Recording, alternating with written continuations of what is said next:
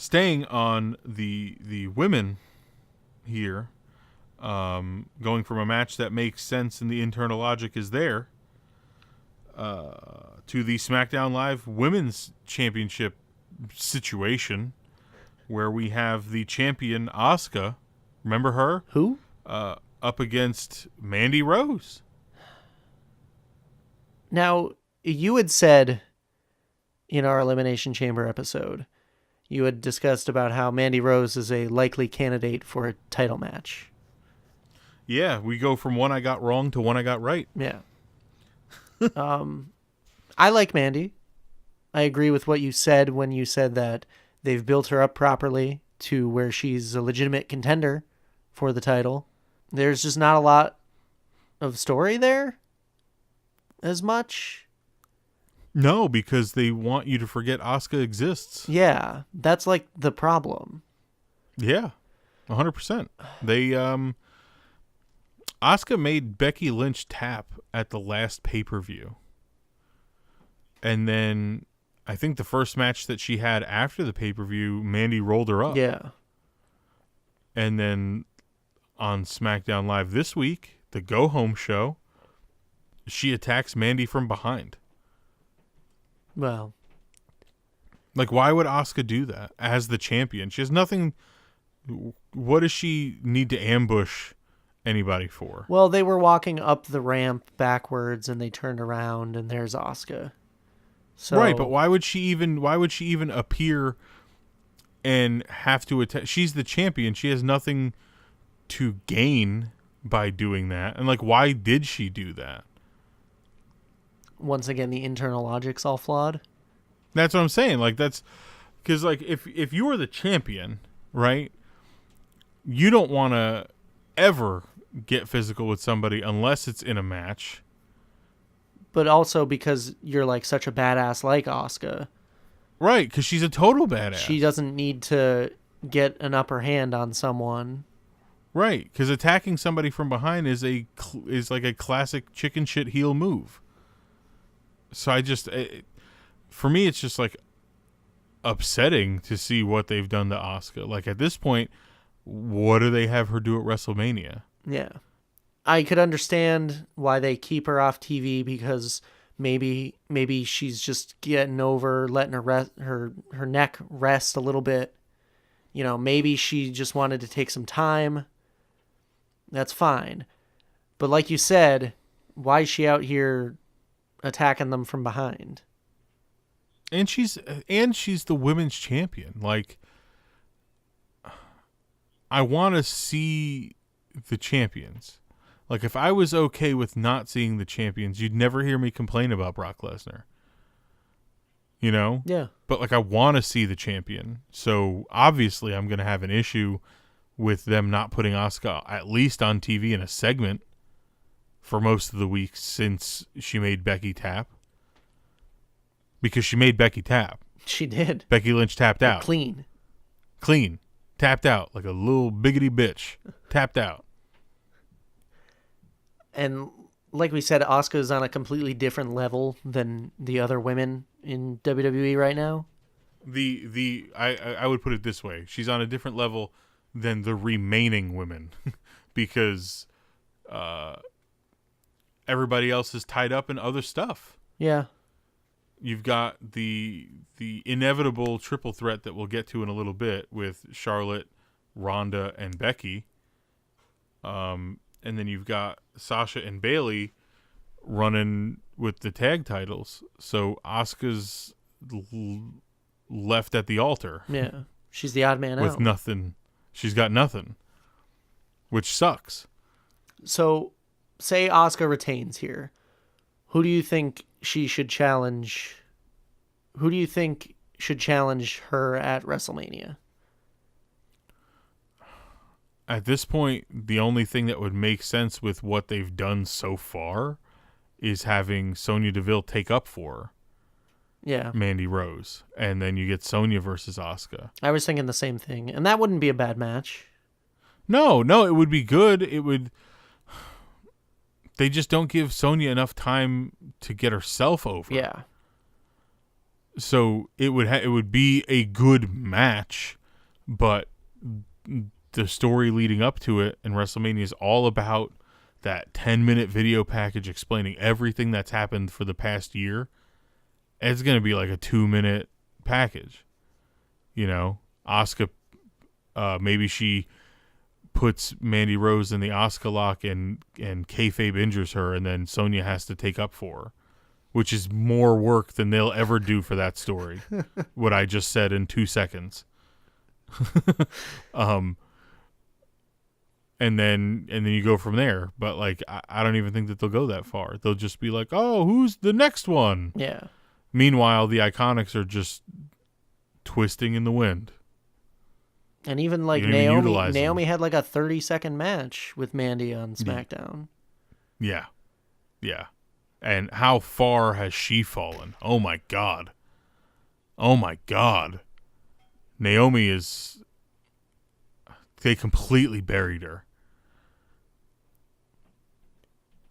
I mean, like, that's why there was also I remember seeing weeks ago I think it was maybe 3 or 4 weeks ago.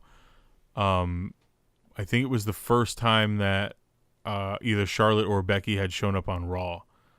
Natty had tweeted, "Oh, we could just go to whatever show we want now," or something to that effect. Trying to get herself into the SmackDown women's title shot, because the Raw one, 2 SmackDown women are going for her. So, I mean, I wouldn't even mind that, honestly. Natty and Asuka. And as much as you and I have complained about Natty, at least Asuka would have a good match for WrestleMania, though. Natty. Yeah, I know. I trust me. I didn't say that and think about that without just groaning the entire time. I mean, yeah, it would be a good match. It would be a good wrestling match, and then even make it a submission match, because why not? You know, put some stakes on it where Asuka's like, the Asuka lock is the best hold for the women, and then Natty just shows up and she's like, actually, see, Heart Dungeon. You're putting too much effort into this. You're putting more effort than WWE will put into it. And this is all off the top of my head. Like, I didn't even plan to say any of this. So, and that's still more than what they've done for Asuka in the last month. Yeah. So, see, if that makes you feel a certain way, you're probably right. See, I would be okay with that, but I think I would really like it if, since they're bringing up NXT talent, why not bring up an NXT UK talent and have Rhea Ripley challenge Asuka at WrestleMania? As soon as you started, I knew where you were going to end up, and yes, I mean, 100%. It's a pipe dream; it'll never happen. But that's a match that I would pay money to see: is Rhea Ripley versus Asuka. Because Rhea Ripley's awesome. Because Rhea Ripley could become a believable opponent for Asuka, whereas if you put Asuka versus the Iconics, that's not a WrestleMania match. But Asuka versus Rhea Ripley, the first ever NXT UK Women's Champion, sign me up. Yeah, how long has Rhea Ripley been in WWE? Not very long. And have you ever seen anyone command the character as fast as Rhea Ripley? No. Like, she got it instantly. Instantly, her character was exactly what it is now. Like, she got it right out of the gate without ever, like, she's so smart. Like, I love that character. I think she's awesome. Her moveset's brutal. She's got a friggin' awesome look. And she's just as bit a smart ass on Twitter as Becky Lynch. Exactly. Like, so I'm 100% for Asuka versus Rhea Ripley. I think if Asuka wins this match, which is who I have officially winning it, I have Asuka winning this, and then if she goes on SmackDown and issues an open challenge, and let's say the Iconics answer, right? Just as a bit part, Yeah. the Iconics answered the open challenge, and Rhea Ripley throws them off the stage. And then she just walks to the ring. She doesn't say a word. The Iconics are doing their thing where they're hilarious and they're funny. Yeah. And Rhea Ripley her music hits. They turn around like they don't know who the hell she is. She throws the both of them off of the stage together, and she just tears ass down the ramp towards Asuka. She like adjusts her leather jacket, right, or her leather vest, and she just puts herself right into the ring, and maybe even Asuka standing in the middle, and they get face to face, and she just backs Asuka up off of the center of the ring. Ugh. She just takes it. Ugh. Right? That's huge. And then she like looks up at the WrestleMania sign. Right. And then that's it. That's all you need. We're off. We're off to the races with that. Because then the segment ends. You don't have to do anything else with it. Asuka like is staring at her like confused and like almost in admiration. Yeah. Like, oh, okay, like an actual threat here. And then she just slowly gets out of the ring, and Rhea just stands there staring at her. And that's it. And then the next week, you just build. The next week, I would even have Rhea Ripley like get on the mic and be like, you know, I kept hearing all these things about Asuka in NXT and Asuka this and Asuka that. And it seems like ever since she lost her undefeated streak, she lost her edge.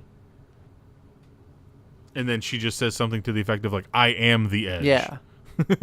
Like, I am Edge.